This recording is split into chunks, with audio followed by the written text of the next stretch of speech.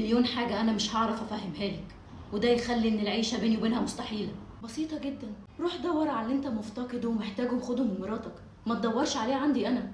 ده أنا بصيت على صور ابنك، أنا زعلت جدا لما شفتها على السوشيال ميديا، حسيت إن أنا بجد شيطان رجيم. إزاي أنا سامحة لنفسي أخرب بيت زي ده؟ صدقيني البيت خربان خربان بيكي أو من غيرك. أنا وهي مستحيل نقدر نكمل مع بعض، حتى لو خرجت انتي من حياتي كان في واحدة تانية برضه هتدخل وهتجوزها.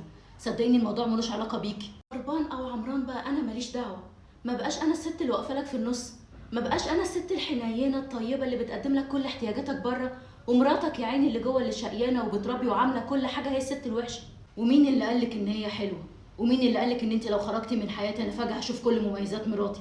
يا بنتي طلعي نفسك من نطاق ان انت متحكمة في اي حاجة في حياتي. معلش هي لو وحشة انت كنت هتطلقها، ما طلقتهاش ليه؟ انا عايزة افهم. وبعدين انا حلوة في عينك عشان انا واحدة غريبة، انت مش